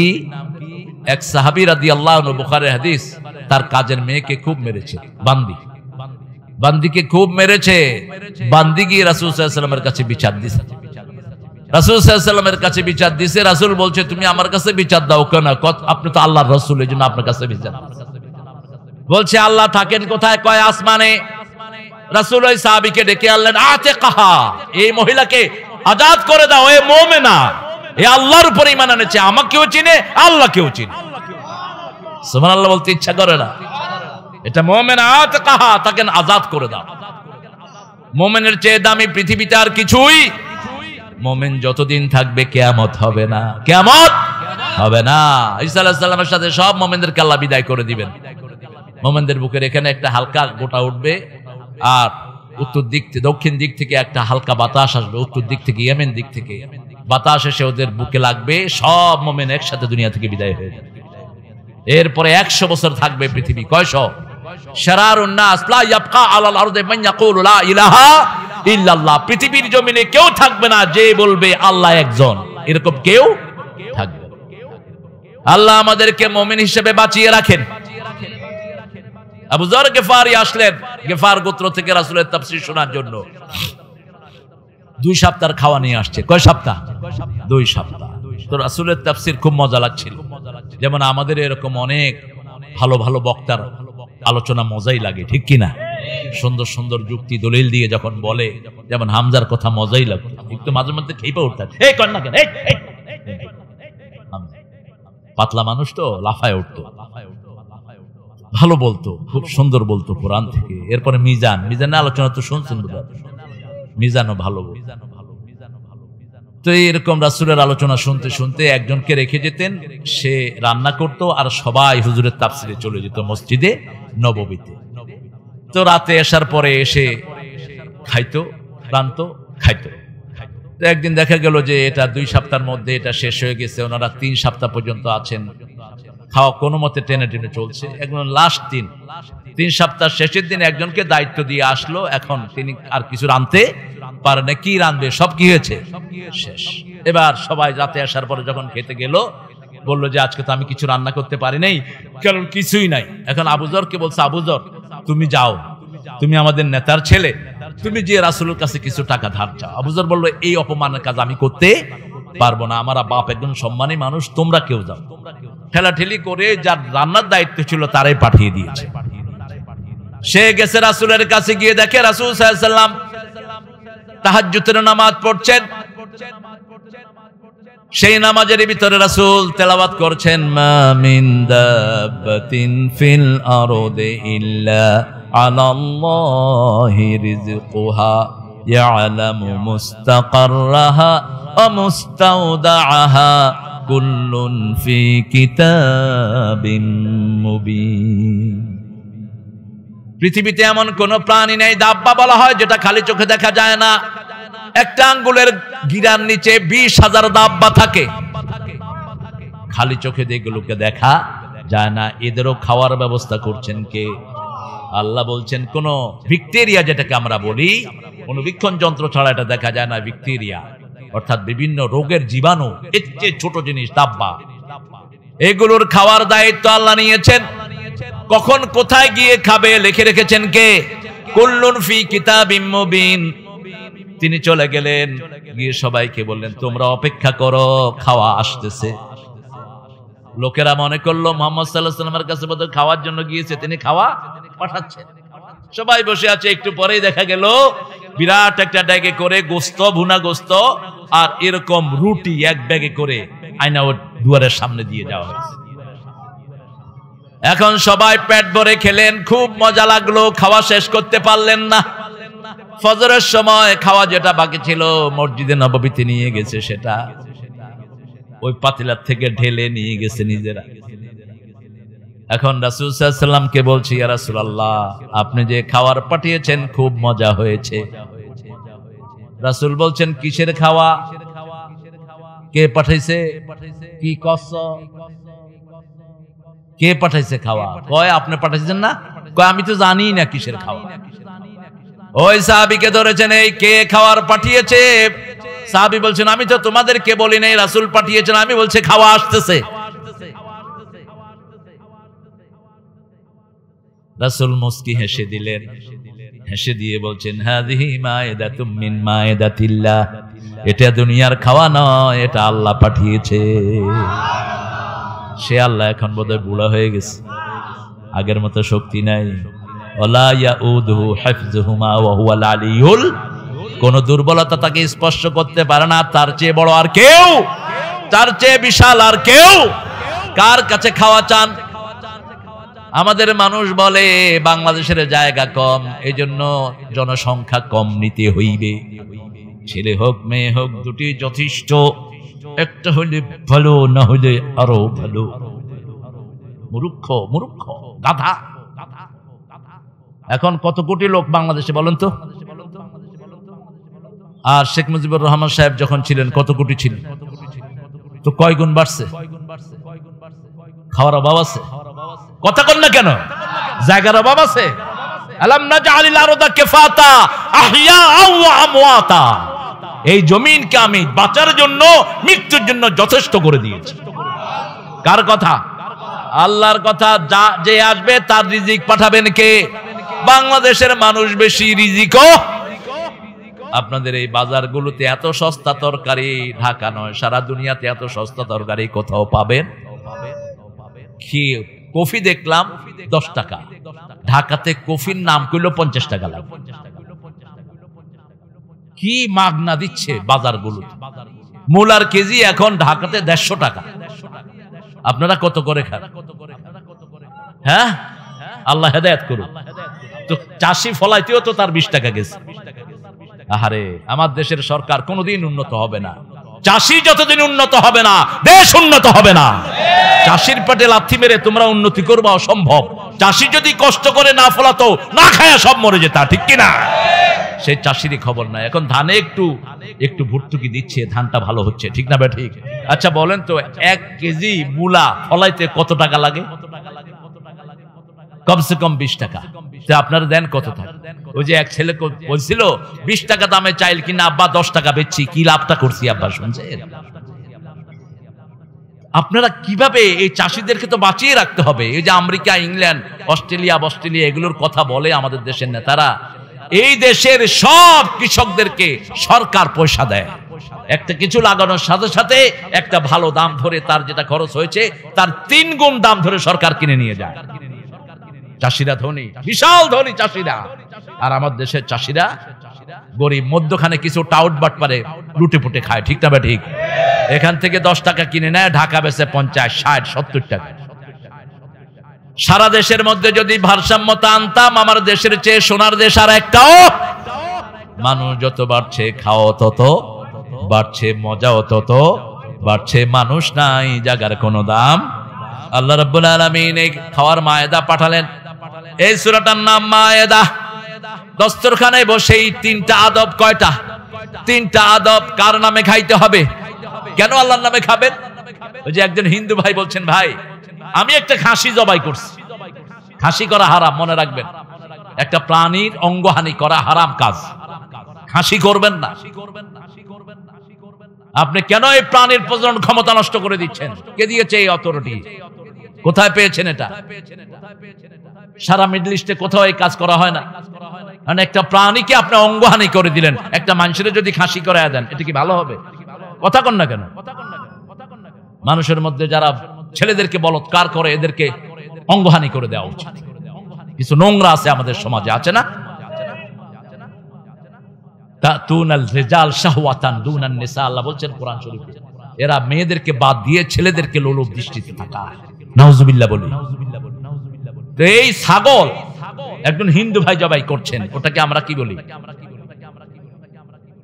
ওটারে বলে ফাঁড়া। বলি বলি ওটা আমরা খাই না, কি ওটা আমরা খাই? সেও কিন্তু জবাই করে। সে কি করে? হয়তো এক কূপে কল্লা ফেলে দেয়, কিন্তু রক্ত তো কিছু পড়ে। এখন সে এক আলেমকে বিচার দিল, হুজুর খাসি আমারটাও জবাই হলো, আপনারটাও জবাই হলো, আপনারটা আপনি খাচ্ছেন আর আমারটা হারাম বলতেছেন কেন? কেন? আল্লাহর নাম নিতে হবে, কারণ মালিককে। আল্লাহর নামে জবাই করা মানে হলো মালিকের অনুমতি নেওয়া, ঠিক না বা ঠিক? আমরা যে কোনো কাজ করার আগে মালিকের নাম নেই, কারণ আমার জিহ্বার মালিক কে? মুখে খাবার দিয়েছি, আল্লাহ যদি না চান আমার খাওয়া ভিতরের দিকে যেতে পারবে না। লা ইউসমিনু ওয়ালা ইউগনি মিন জু'। জাহান্নামীরা খাওয়া খাবে, তাদের ক্ষুধা মিটবে না। জরিয়া গলার ভিতরে একটা কাঁটা আল্লাহ লাগায় দিবেন, নিচেও যাবে না উপরেও উঠবে না, গিলতে পারবে না। এরকম আল্লাহ যদি আপনার ছোট্ট জিহ্বাটাকে, ওটাকে আমরা কি জিহ্বা বলি? আলা জিহ্বা। আরবি বলতেছি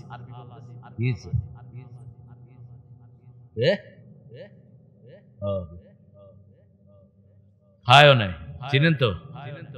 মুশতাক আহমেদ, আল্লাহ কবুল করুক। তো এখন যখনই আপনি বিসমিল্লাহ বলবেন, আপনার শরীরের অঙ্গ প্রত্যঙ্গ গুলো বলবে তোমার সাথেই আমরা আছি। সুবহানাল্লাহ বলতে ইচ্ছা করে না? রাসূল বলছেন, তিরমিজির একটি সহিহ বর্ণনা, ঘুম থেকে উঠেই সমস্ত শরীর মুখের দিকে তাকিয়ে থাকে। মুখ কি বলে? যখনই মুখ বলে আল্লাহুম্মা বিসমিকা আলহামদুলিল্লাহ আল্লাযী আহইয়ানা বা'দামা আমাতানা ওয়া ইলাইহিন নুশুর, যখনই এটা দোয়া পড়ে সমস্ত অঙ্গ প্রত্যঙ্গ বলে তুমি আমার মালিককে স্মরণ করেছো, আমরা সব তোমার সাথেই আছি। এরপরে কেউ যদি পড়ে লা ইলাহা ইল্লাল্লাহু ওয়াহদাহু লা শারীকা লাহু লাহুল মুলকু ওয়া লাহুল হামদু ইউহয়ী ওয়া ইউমীতু ওয়া হুয়া আলা কুল্লি শাইইন কাদির, সে যা চাইবে তাকে তা দান করে দিবেন কে? আপনারা বোধহয় এটার সাথে একমত হতে পারলেন না। একমত? কয় হুজুর কত কিছু চাইলাম। আমার দারোয়ান ছিল একটা, ওরে কইলাম কিরে তুই নামাজ পড়স না কে? কয় আল্লাহ মোরে দিছে কি নামাজ পড়বো? আল্লাহ হ্যাঁ তোর আল্লাহ কিছু দেয়নি? কয় হ্যাঁ দিছে, মুই বিল্ডিং চাইছি, মোরে বস্তিতে সনের ঘর একটা দিছে। আর কি? কয় একটা গাড়ি চাইছিলাম, মোর একটা ভাঙা সাইকেল দিছে, হিয়া চালাইতেও পারি না। তো আমি কিছু টাকা তার দিলাম, কইলাম এই ধর এই টাকা দাও। কহ আজকে আল্লাহকে সেজদা দেন, আল্লাহ আজকে মোরে টেহার মালিক করছে। দেখেন গরিবদের চাওয়া কত কম। সারা মাস চাকরি করতো, ৫,০০০ টাকা বেতন, পরে বাড়ানো হয়েছিল, একটু বাড়াইছে, পরে ও নামাজ শুরু করছে। যার হিসাব, যার জ্ঞান যদ্দুর, হিসাবও তদ্দুর। আল্লাহ কত সহজ ভাবে তাকে ছেড়ে দিবেন। সুবহানাল্লাহ বলি। রাসূল সাল্লাল্লাহু আলাইহি ওয়াসাল্লাম বদরের ময়দানে যাচ্ছেন, একজন সাহাবী, গরিব সাহাবী খেজুর খাচ্ছিলেন। কি খাচ্ছেন? খেজুর। রাসূল সাল্লাল্লাহু আলাইহি ওয়াসাল্লামকে বলছে, এই মুহাম্মদ কোথায় যাও? কয় বেহেশতে যাইতেছে। এবার সাহাবী বললেন, হাযা হাল হুয়া জান্নাহ, এই বদরে গেলে কি জান্নাতে যাওয়া হবে? রাসূল বললেন, হ্যাঁ জান্নাতে যাওয়া হবে, চলো আমার সাথে। হাতে খেজুর, বলছে খেজুরগুলো খেতে দেরি হয়ে যাবে, আমার জান্নাতে যেতে দেরি হয়ে যাবে। খেজুরগুলো উড়িয়ে ফেলে দিলেন, দৌড় মারলেন রাসূলের আগে, বদরের ময়দানে ঢুকলেন, শহীদ হয়ে জান্নাতি হয়ে গেলেন। শুনেই বলছে বাহ বাহ। রাসূল যখনই বললেন জান্নাতের কথা, উনি বলছেন বাহ বাহ। আঞ্চলিক কথা, যশোরে আঞ্চলিক কথা আছে না আপনাদের এখানে? ফরিদপুরে খাঁটি বাংলা চলে। আজ যশোরে যাবেন, খাঁটি হবে, জাতি হবে, নাতি খাতি বেলা গেল সুতি ফেললাম। এই এক একখানে এক এক ভাষা। ঢাকা গেলে তো হালা ছাড়ার অভাবে নেই। তো উনি বলছেন বাহ বাহ, লোগাতুল মাহাল্লি। মুফাসসিরিন কেরাম অনুবাদ করছেন মা আহসানাহু ওয়া মা আ'জাবাহু, কি সুন্দর কথা বলেছেন, কি অবাক করা কথা বলেছেন, আমি এখানে গেলেই জান্নাতি হয়ে যাব। সুবহানাল্লাহ। তিনি সেখানে গিয়ে জান্নাতি হয়ে গেলেন। আমরাও আল্লাহ রাব্বুল আলামিনের হুকুম মানব। জান্নাত দিবেন কে? যত সহজ হবেন জান্নাত তত সহজ করে দিবেন কে?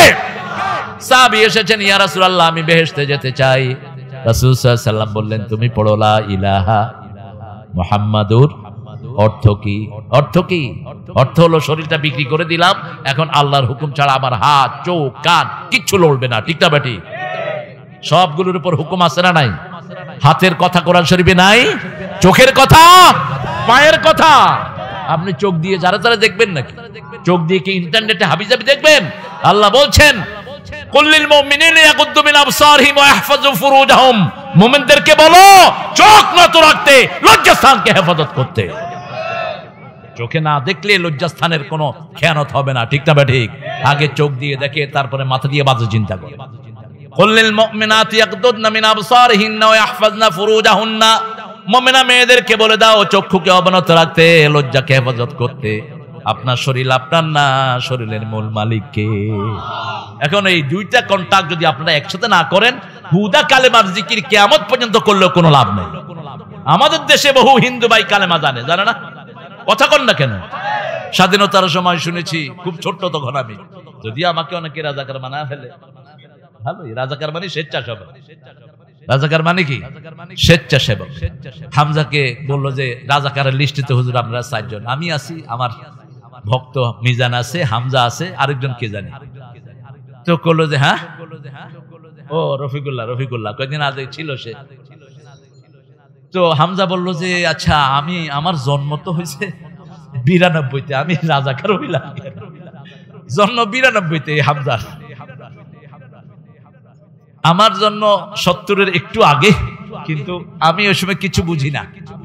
তো শুধু এতটুকু শুনেছি বাপ মায়ের মুখে যে পাঞ্জাবিরা যে কোনো লোককে ধরে বলতো তুম কালেমা জানতে হো? তো হ্যাঁ জানতে হে, পড়ো কালেমা লা ইলাহা ইল্লা আনতা সুবহানাকা ইন্নী কুনতু মিনাজ জালিমিন। আর মেয়েরা বলতো আরে উল্লু কা পাঠা, ये तो मुसीबत का दुआ है। তো ওরা বলতো আমরা তো মুসিবতে পড়ছি, নলে কি এটা পড়ি না। এই কালেমা আমাদের দেশের সবাই কম বেশি জানে, ঠিক না ঠিক? এই যে বিভিন্ন আসমানি গজব আছে, ছত্রাং আসলো কয়েকদিন আগে, এর আগে সুনামি আসলো, আইলা আসলো, যখন এই বিপদ আসে সব লোকেরা একসাথে হয়ে কাকে ডাকে? আল্লাহকে ডাকে। সেখানে হিন্দুও থাকে, বৌদ্ধও থাকে, ঠিক না ঠিক? কিন্তু এটা আপনার এই কালেমা পড়লে আপনি নাজাত পাবেন না। কারণটা কি জানেন? যেমন বিয়ের আসরে আমরা কি বলি? কবুল। কয়টা পক্ষ থাকে?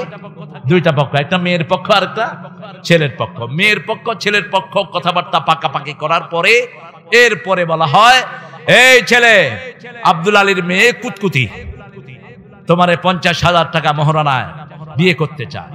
প্রথম কুতকুতির কাছে যাওয়া হয়, লেডিস ফার্স্ট, আগে বেডি তারপরে বেটা, ঠিক না ঠিক? আগে বেডিকে বলা হয়, এই শুক্কুর আলীর ছেলে কুতকুত আলী তোরে বিয়ে করতে যাচ্ছে, মহরানা দিবে 50,000, তুই রাজি?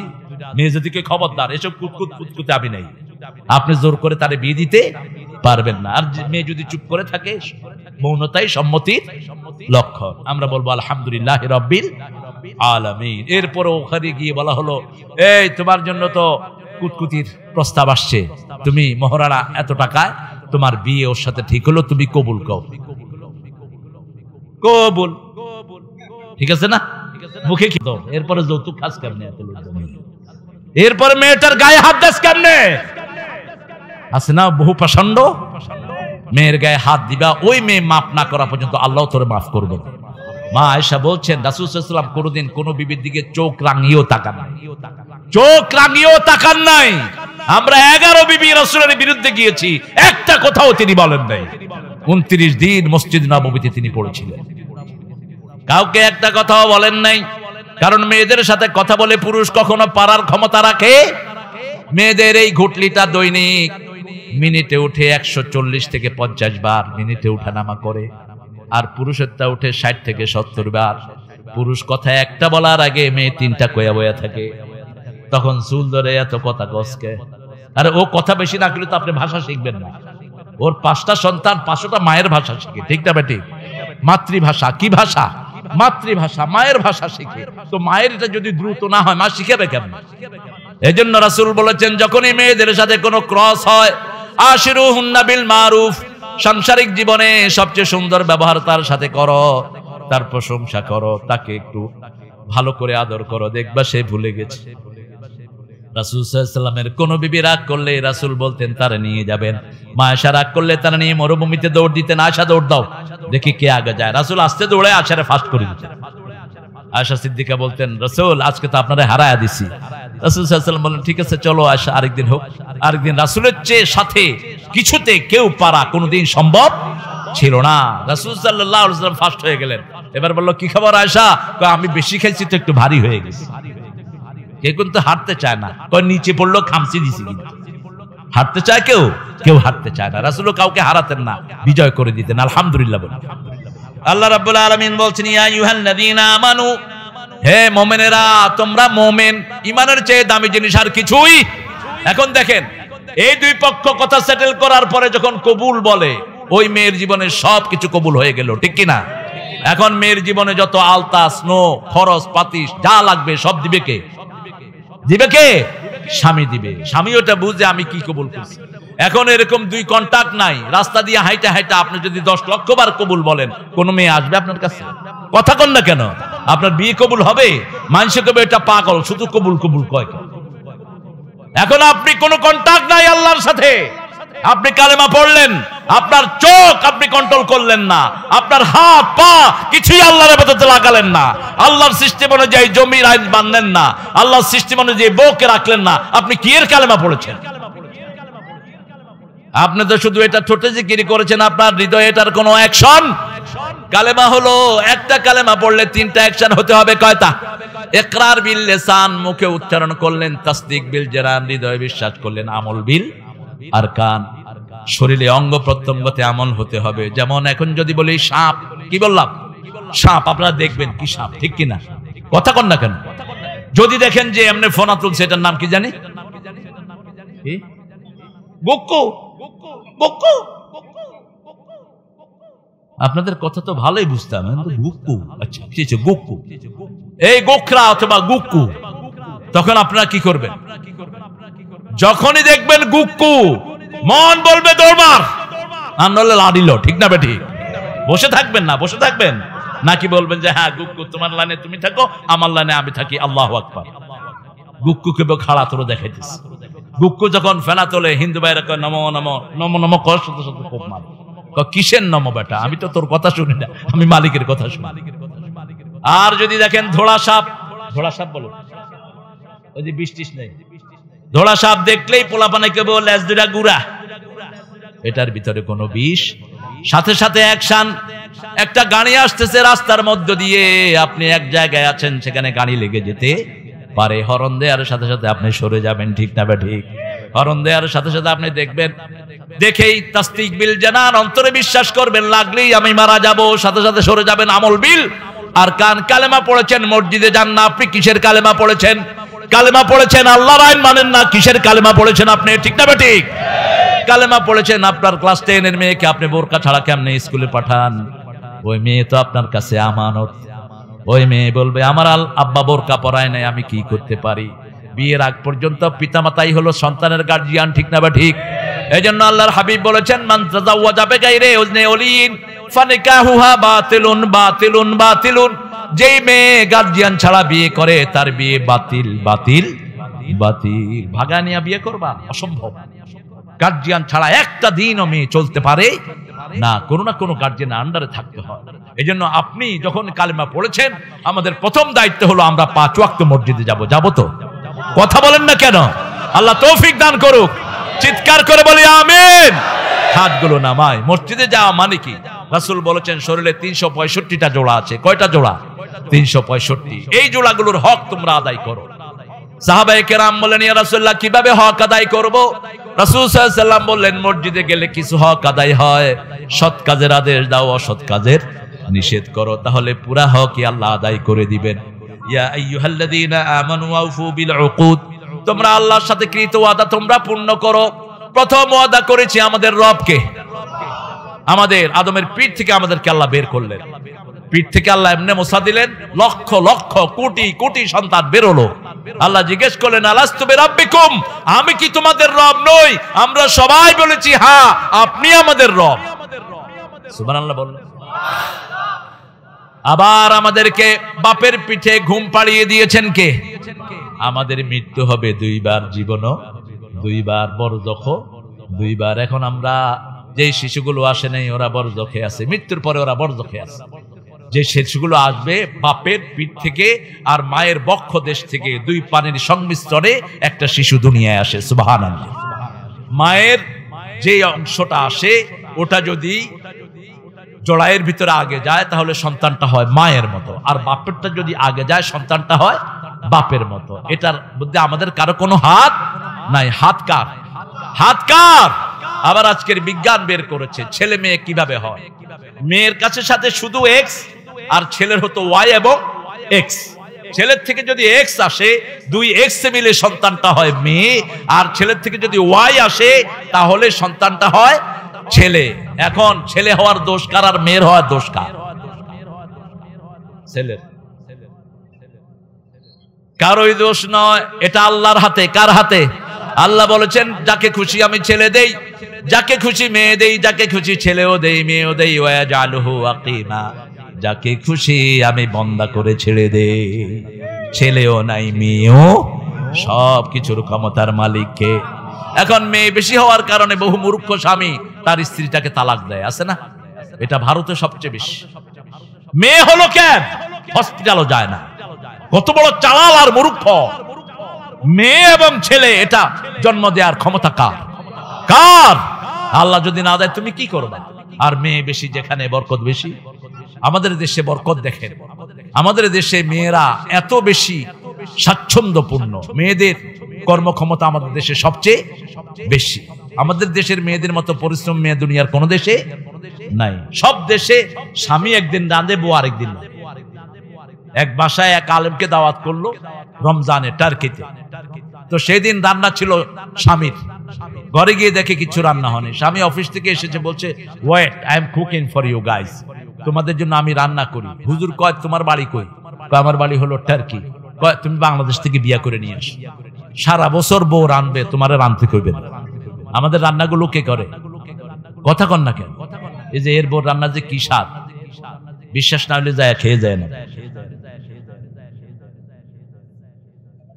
এত লোকের খাবার আল্লাহ দিবে, তুমি দেওয়া। মন বড় রাখো। রাসূল সাল্লাল্লাহু আলাইহি ওয়াসাল্লাম এক হাফ গ্লাস দুধ মসজিদে নববী সবাইকে খাওয়াইছে। আবু হুরায়রা বলছেন আমি 3 দিন ধরে খাওয়া নাই আমার। উনি খুব কষ্টে ছিলেন, 3 দিন ধরে খাওয়া নাই। আমি আবু বকর রাদিয়াল্লাহু আনহুকে সালাম দিলাম, তিনি সালাম নিয়ে চলে গেলেন। ওমর ফারুককে সালাম দিলাম, রাদিয়াল্লাহু আনহু চলে গেলেন। রাসূল সাল্লাল্লাহু আলাইহি ওয়াসাল্লাম আমাকে দেখেই আগে সালাম দিয়ে দিলেন, আর বললেন আবু হুরায়রা নামাজের পর আমার বাড়ির দিকে আসো। সুবহানাল্লাহ বলতে ইচ্ছা করে। মা আয়েশাকে জিজ্ঞেস করলেন ঘরে কি আছে? অর্ধেক দুধ। এবার রাসূল সাল্লাল্লাহু আলাইহি ওয়াসাল্লাম বললেন আবু হুরায়রা মসজিদে নববীতে যত মেহমান আছে সবাইকে ডেকে নিয়ে আসো। আবু হুরায়রা বলছেন আমার মনটা বড় খারাপ, অর্ধেক দুধ আমি খামু কি, মানুষের দেবো কি? আবু হুরায়রাকে রাসূল বললেন ইশরাবান ইয়া আবু হুরায়রা, হে আবু হুরায়রা আগে তুমি পান করো। আবু হুরায়রা বলছেন শারিব হাত্তা শাবিয়াত ইয়াদি ফামি বাতনি কুল্লাহ, আমি খেতে লাগলাম, খেতে খেতে আমার হাত আমার পেট সব দুধে ভরে গেল। তাকিয়ে দেখি যেখানে দুধ সেখানেই আছে। একে একে লাইন ধরে সব সাহাবীরা খেলেন, দুধ আর শেষ হলো না। সবার শেষে খেলেন রাহমাতাল লিল। সেই আল্লাহ এখনো আছে না নাই? শুধু নিয়ম হলো ঢাকনা উল্টাবেন না, হালকা খোলা রেখে বিসমিল্লাহ পড়ে দিতে থাকেন। বরকত যে আল্লাহ দিয়েছে এখনো তিনি আছেন, ঠিক কিনা? সেই রাসূলের সুন্নাহ অনুযায়ী যদি আপনি কাজ করেন, এমনি ড্যাগ উল্লা করে দিয়ে দেন, উড়া এলো যেখান থেকে খুশি, তো তোর বরকত থাকবে কেন? ঢাকনা রাখবেন, এক সাইডের থেকে তুলবেন, আস্তে আস্তে তুলে দেন, দেখবেন কি বরকত। আল্লাহ আমাদেরকে বুঝার তৌফিক দান করুন। আমরা জীবন দিব কিন্তু ঈমান ছাড়বো না। রাজি আছেন তো? রাজি আছেন মুসলমান? আল্লাহ হাতগুলো কবুল করে নেক, বলেন আমিন। হাতগুলো নামায়। ঈমান যদি একটু নিয়ে যেতে পারেন আপনি কোথায় যাবেন? জান্নাতে। সুবহানাল্লাহ বললেন না? এখন রাসূল বলেছেন শুনো ঈমান কিভাবে রাখবা। ঈমান 3 পর্যায়ে থাকে। কয় পর্যায়ে?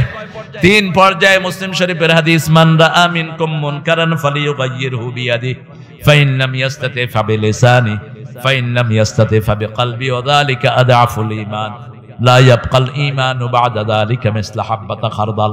তোমাদের মধ্যে কেউ যদি ইসলাম বিরোধী ঈমান বিরোধী কোনো কাজ দেখো, হাত দিয়ে পরিবর্তন করো। দেখতেছেন এখানে পোলাপান গাঁজা খাচ্ছে, গিয়ে উঠায় দেন। এটা হলো প্রথম ঈমানের পরিচয়। কত নাম্বার? 1 নাম্বার। ওই যে নুসরত মেয়েটার যে গল্প আমরা শুনেছি, এই নুসরতকে হত্যা করেছে কিছু কুচক্রী। ওই কুচক্রী আবার ওখানে প্রশাসনের সাথে তার লাইন ছিল। যে হুজুরের কথা বলা হয়েছে হুজুরের কোনো দোষ নাই। সিরাজ ওই মেয়েকে সংশোধন করতে চাইছে। ওই মেয়ের 15-20টা ছেলের সাথে বাজে সম্পর্ক ছিল। সিরাজ চেয়ে চিহ্ন করে তাকে ভালো করা যায়, কিন্তু মেয়ে তার কথা শুনে নেই, উল্টা মেয়ে তাকে ধমক দিয়েছে, তুমি সিরাজের আমি দেখি। আমাদের দেশে এগুলো হয়, হয় না? কথা কন না কে? খুব হয়। মানদা মিনকুম মুনকারান ফালিয়ুগাইয়িরহু বিয়াদি। আপনি দেখলেন করোনা চাল চুরি করছে, ওই শয়তানদের ধরেন, ধইরা মেরে তার থেকে চাল নিয়ে যান। এটা হলো 1 নম্বর ঈমান। কয় নাম্বার? 1 নম্বর। 2 নম্বর, যদি না পারেন প্রতিবাদ করেন, মুখে এটার বিরুদ্ধে কথা বলেন, জনসমর্থন তৈরি করেন। 3 নাম্বার, এটাও পারেন না, অন্তরে অন্তরে পরিকল্পনা করেন। এটা হলো ঈমানের সবচেয়ে দুর্বলতম পর্যায়। এরপরে আর কোনো ঈমান থাকে না। এটা হলো এমন পর্যায়ে, যেমন একটা লোক প্যারালাইজড হয়ে একটা হাত অবশ, সে হাঁটতে পারে, ঠিক কি না? কষ্ট করে হাঁটে, বাথরুমে যেতে পারে। এটা হলো 2 নাম্বার। আর 3 নাম্বার হলো হাত পা সব প্যারালাইজ, কেউ খাওয়া দিলে খায়, না দিলে পড়ে থাকে, এরকম রোগী আছে না নাই? এটা হলো আদাব, সবচেয়ে দুর্বলতম ঈমান। এখন এক ঘরে গেলেন, আপনি গিয়ে দেখলেন যে সব বিছনায় পেশাব করে, বিছনায় খায়, থাকবেন ওই ঘরে আপনি? কথা কন না কেন? কি করবেন? তাড়াতাড়ি কিছু নিলে ওটা দিয়ে আপনি ভেগে আসবেন। এখন যারা অন্তরেও ঘৃণা করে না, এদের মধ্যে কোনো ঈমানই, আর যারা প্যারালাইজ ঈমান দিয়ে বসে থাকে, আল্লাহ বলেন এই সমাজটাকে ধ্বংস করে অন্য সমাজকে এখানে দিয়ে দাও। যারা এটার বিরুদ্ধে প্রতিবাদ করবে, যেমন আমাদের দেশে মেয়েরা হাফ প্যান্ট পরে ফুটবল খেলে, এটার বিরুদ্ধে যদি কোনো আলেম কথা না বলে, সারা জাতি প্যারালাইজ হয়ে যাবে, ঠিক না ঠিক? এই জন্য আমাদের কাউকে না কাউকে কথা বলতেই হয়। পুলিশ হয় মহিলা হোক, কোনো অসুবিধা নাই, কিন্তু পুলিশ একটা পুরুষ আর একটা মহিলা ডিউটি করতে পারবে। মেয়েদের মধ্যে মেয়ে পুলিশ ডিউটি করুক, কোনো আপত্তি নাই। ছেলেদের মধ্যে ছেলে পুরুষ ডিউটি করুক, কোনো আপত্তি, কিন্তু পুলিশ মহিলা একটা আর পুরুষ একটা পাশাপাশি থাকলে মধ্যখানে কে? কথা কন না কেন? ডিউটি অন্যটা পালন হবে, ঠিক না ঠিক? এই জিনিসটা মাথায় ঢুকাতে হবে।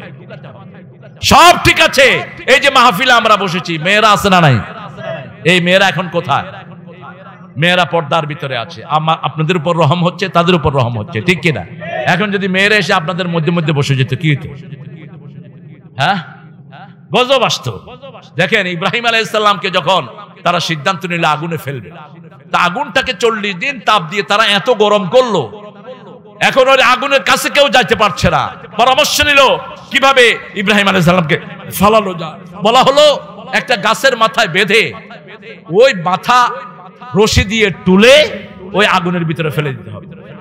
এখন বাঁধলো, বাঁধার পরে লোকের টানছে, হাজার হাজার লোক টানছে, কিন্তু গাছকে লড়ানোই যাচ্ছে না। সুবহানাল্লাহ কইতে ইচ্ছা করে।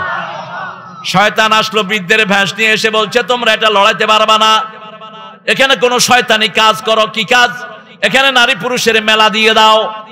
নারী পুরুষ যখন একসাথে ঘষাঘষি করবে, জিনার পরিবেশ সৃষ্টি হবে, রহমতের ফেরেশতা বিদায় নিবে। বাস মেলা দিয়ে দেওয়া হলো। মেলা অবশ্য এদিকে হয় না, এদিকে লোকেরা খুব ভালো। হ্যাঁ, আরে গিরামে গান বাজনা হইতে হইতে আল্লাহ হেফাজত করুক। হিন্দু ভাইরা করুক, ওদের ধর্মীয় সংস্কৃতি অনুযায়ী তা যারা করে তারা তাদের হিসাব দিবে, ঠিক না ঠিক? কিন্তু আমি কালেমা পড়েছি, আমি তো জান্নাতের যাত্রী, কোথাকার যাত্রী? আমি এটা করব কেন? আমার এই কালেমার ভিতরে গান বাজনা বলতে কিছুই নাই। বেশি গান যেগুলো কয় মাহফিলে, এগুলো নামা দিবেন। এটা তো গানের আসর না, বিষয়ের সাথে রিলেটেড 2-1টা শ্লোক হতে পারে, কিন্তু তুমি আইসাই সমানে হাবিজাবি গান শুরু করবা, এটা কি পেয়েছো তুমি? আমাদের দেশের লোকদের মতো সরল লোক দুনিয়ার কোন দেশে না। এই জন্য সব লোকদের খাওয়া আছে, এদাতি বেদাতি যা আছে সব পান্ডারা এখানে এসে বাস নিজের আখের উঠিয়ে, মানুষ কিচ্ছু বলে না। সিনেমার গান গায় অনেকে আছে না, কথা কন না কেন? কেন গাইবি? কেন গাইবি? যেটা কোরআনের সাথে রিলেটেড সেটা পড়ো, ঠিক না বেটি? মেলা যখন করলো, এরপরে যখন টান দিল তখন উঠাইতে পারছে না, ওই শয়তান আবার আসলো, বললো যে ইব্রাহিম আলাইহিস সালামের গায়ের কাপড় খুলে ফেল। গায়ের কাপড় খুলে ফেলো, কারণ গায়ের কাপড় না খুললে শরীরের সাথে ফেরেশতা আছে না নাই? একটা ফেরেশতা, সবচেয়ে ছোট্ট ফেরেশতা উহুদ পাহাড়ের চেয়ে অনেক বড়।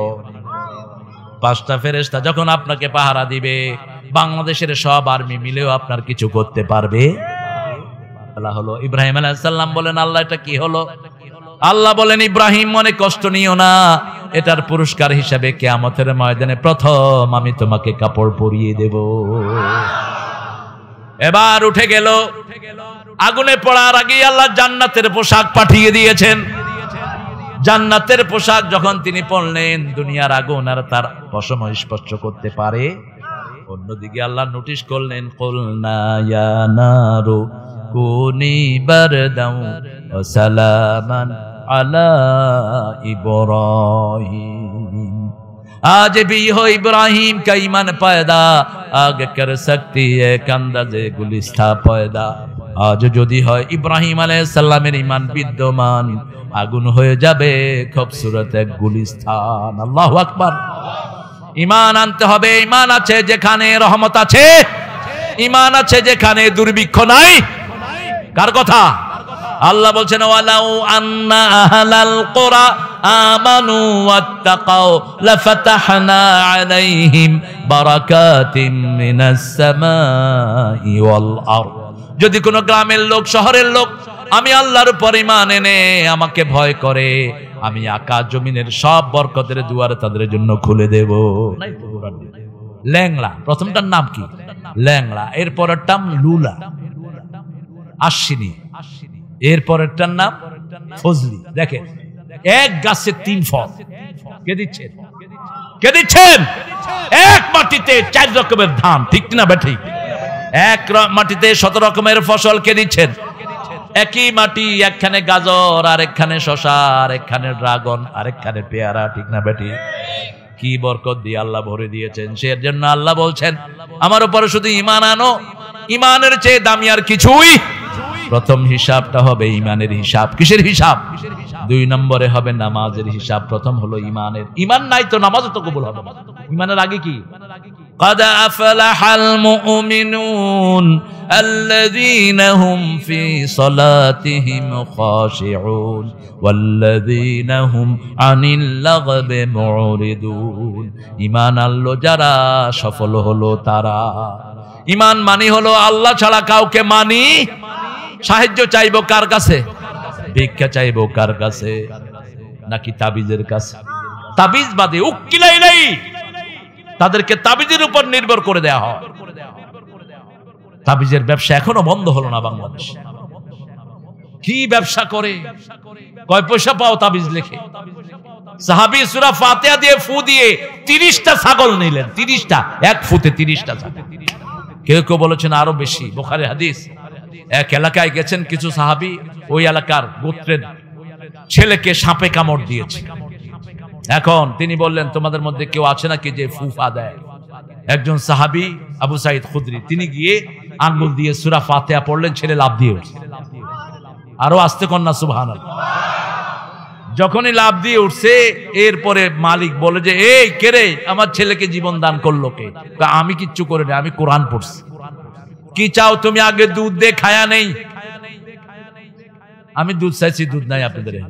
দুধ আমিও খাই বেশি, দুধ দে, খায়া নেই। 5-6 কেজি দুধ খাইছে কয়েকজনে মিলে। এরপরে 31টা ছাগল নিচ্ছে, 30টা ছাগল। কয় ফু? কয় ফু? তো তুমি এই তাবিজ একটা লিখে 100 টাকা নাও কেন? তোমাকে লিখতে কইছে কে? রাসূল ফু দিয়েছেন, তুমিও ফু দাও, ঠিক কিনা? কোরআন শরীফ দিয়ে ফু দাও। এরপরে ছাগল যখন আনলো, সাহাবায়ে কেরাম বললেন যে, তুমি কেমনে না কেমনে ছাগল আনছো, আমরা ধরুন না, রাসূলের কাছে চলো। রাসূল সাল্লাল্লাহু আলাইহি ওয়াসাল্লামের কাছে গেলেন, তিনি মুস্কি হাসলেন, বললেন, এই তোরে এটা শিখালো কে? বলছে, ইয়া রাসূলুল্লাহ, যেটা ভালো হয় সেটা দিয়ে শরীর ভালো হবে। কারণ মানুষ হলো মানুষ রু দিয়ে, ঠিক না ঠিক? আপনার রু চলে গেলে আপনার শরীরের 2 পয়সা দাম। আপনাকে আর বলবে না আব্দুল করিম, বলবে লাশ। কি বলবে? লাশ। এই ঘর আপনি বানালেন, ঘরে আপনাকে তুলবে না, সেখান থেকে আপনি বিদায়, ঠিক না ঠিক? কিসের জন্য আপনি, কার জন্য এগুলো করছেন? রাসূল সাল্লাল্লাহু আলাইহি ওয়াসাল্লাম বললেন, কি সুন্দর ব্যবসা তুমি করেছো, তুমিও খাও, আমারেও দাও। এক ফু দেন। ফুয়ের ব্যবসা আমিও করি। আগে না, ক্যান্সারের রোগী আল্লাহ ভালো করে দিয়েছে। কিছু পানিতে 3টা সূরা পড়ে ফু দিয়েছে। ইসলামে গোপন কিচ্ছু নাই, সব প্রকাশ্য। সূরা তারিক, সূরা তাকাসুর আর সূরা ফাতিহা। আল্লাহ ভালো করে দিয়েছে। এখন লোক আইসা বসে রয়েছে গেটে মিষ্টি টিষ্টি লয়া, আমি ভুলেই গেছি কিসের মিষ্টি। ওই যে হুজুর ক্যান্সারের রোগী ছিল শেষ পর্যায়ে, আপনি আল্লাহর কোরআন পড়ে ফু দিয়েছেন, আল্লাহ ভালো করে দিয়েছেন। এলাম তো কি আনছো? কয় মিষ্টি। কইলাম ওখানে কেমতে কত দিছো? কয় এক এক কেমতে ৮০,০০০ টাকা দিছে। কমসে কম ৩ কেমর পয়সা তো দিয়ে দেন। হ্যাঁ, দাবি করা যায় যাচ্ছে না, কথা কন নাকি? আপনি ১০ কোটি টাকা নেন না, এটা হালাল। এটা কি হালাল? আর তাবিজ বিচা ৫ টাকা নিলে এটা হারাম হয়ে যাবে। এটা রাসূলের দলিল নাই, এখানে হাদিসের দলিল লাগবে। ঠিক না ঠিক? দলিল ছাড়া তো তুমি দুনিয়াতেও শেষ, আখিরাতেও। এই যে মাঠটা যে দখল করেছেন, ওনার দলিল আছে না নাই? আর দুনিয়া বিদ্দলিল ওয়াল আখিরাতু বিদ্দলিল। দুনিয়াতে দলিল লাগবে, আখিরাতে দলিল লাগবে, মাঠ পর্চা লাগবে, খারিজ লাগবে। ঠিক না ঠিক? আর কিয়ামতের ময়দানে দলিল লাগবে কোরআন এবং হাদিস। এই দুই দলিল ছাড়া পার পাওয়ার কোনো উপায়। আপনার কিতাবটা আপনার হাতেই দিবে, হাতে দিবে, আপনি পড়েন। ইকরা কিতাবাক কাফা বিনাফসিকাল ইয়াওমা আলাইকা হাসিবা। You read your book, your enough to take your accountability. ঠাই নাই ছোট সেতরি, তোমারই সোনার ধানে গিয়েছে ভরি। কি কাজ করেছেন ২০ বছর, ৪০ বছর, ৫০ বছরের জীবনে? কয় ওয়াক্ত নামাজ সঠিকভাবে রাসূলের সুন্নাহ অনুযায়ী পড়েছেন? নামাজ পড়ে অধিকাংশ লোক নামাজের সূরা কেরাত ঠিক মতো জানে না, তাসবিহ গুলিও ঠিক মতো। কথা কন নাকি? নামাজে খাড়ায় হিসাব করে, দোকানের হিসাব। কোন দিকে তাকায় থাকে নিজেও বুঝে না। এক হুজুরে ধরছে, হুজুর আপনি নামাজ এত শর্ট করলেন কেন? কয় বুঝলা কেমনে? কয় গতকালকেও তো আমি নামাজে দাঁড়িয়ে ৪টা দোকানের হিসাব মিলেছি, আজকে ৩টা মিলেতে না মিলেতে আপনি রুকু সিজদা করে ফেলেছেন। তুই নামাজ পড়তে যাস না, আল্লাহকে ধোঁকা দিতে যাস। আল্লাহকে ধোঁকা দাও না, নিজেকেই ধোঁকা দিচ্ছ। ঠিক কিনা? সাহাবায়ে কেরাম নামাজ পড়তেন, পা থেকে তীর খোলা হতো, টের পেতেন না। আর আমরা নামাজ পড়ে মশা গেলে নামাজের ভিতরে বসে বসে মশা মারে। আহা, কারণ কি? বুঝে না কিচ্ছু। কি পড়ছেন? কার সামনে দাঁড়িয়েছেন? কোন দিকে তাকিয়ে দাঁড়িয়ে থাকবেন? এজন্য নামাজ আমরা বুঝে পড়বো। ৫ ওয়াক্ত যারা মসজিদে যায় তারা মুমিন, তারা কি? কিন্তু ওই মুমিনদেরকে আল্লাহ বলছেন ফাওয়াইলুল লিল মুসাল্লিন আল্লাযীনা হুম আন সালাতিহিম সাহুন আল্লাযীনা হুম ইউরাউনা ওয়া ইয়ামনাউনাল মাউন। ওই মুসল্লিদের জন্য ওয়াইল দোজক, যারা ফজর পড়লো, জোহর ছেড়ে দিল, জোহর পড়লো, আসর ছেড়ে দিল, ফজর এবং এশা যারা ছেড়ে দেয় তারা মুনাফিক। তারা মুনাফিক। মুনাফিকদের জন্য এই 2 ওয়াক্ত কঠিন। আমরা আজকে থেকে 5 ওয়াক্ত নামাজ ঘরেও আদায় করব, মসজিদেও আমরা আসবো। মসজিদে মেয়েরা পড়বে, ঘরে। ঠিক না ঠিক? কিন্তু মেয়েদের মধ্যে কেউ যদি মসজিদে আসতে চায় তারা নিষেধ করা যাবে। লা তামনাউ আমাতাল্লাহি মাসাজিদ আল্লাহ, আল্লাহর বান্দীদেরকে মসজিদ থেকে নিষেধ করে দিও না। কিন্তু মেয়েদের জন্য শ্রেষ্ঠ নামাজ হলো ঘরে, যত গোপন সওয়াব তত বেশি। আমরা যেন 5 ওয়াক্ত সালাত আদায় করতে পারি। আল্লাহ তৌফিক দান করুন। আদায় করব তো? আল্লাহর সাথে ওয়াদা দিয়েছি, আদায় করব তো? আল্লাহ হাতগুলো কবুল করেন। আরো চিৎকার করে বলি আমিন।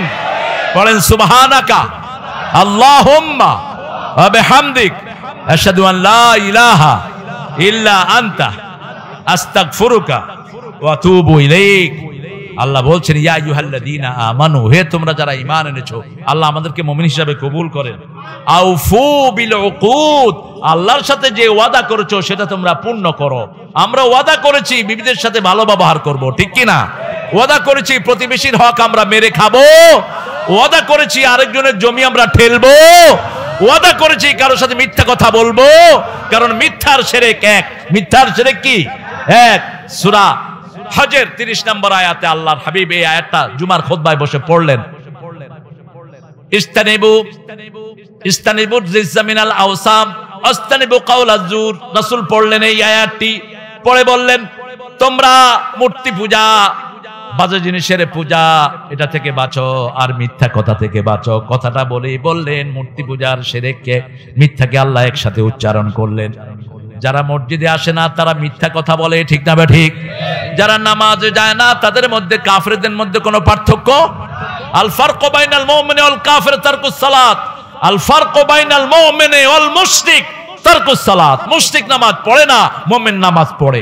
মুশরিক মসজিদে যায় না, মুমিন মসজিদে যায়, ঠিক কি না? মসজিদ যেটাই হোক, ইমামের নামাজ যদি ভুল হয় আপনারটা শুদ্ধ করবেন কে? আল্লাহ। ইমাম যদি বিনা উযুতে নামাজ পড়ায়, ইমাম ধরা খাবে, কিন্তু আপনার নামাজ কি হবে? কথা বলেন না কেন? এজন্য রাসূল বলছেন সাল্লু খালফা কুল্লি বিররিন ওয়া ফাজির।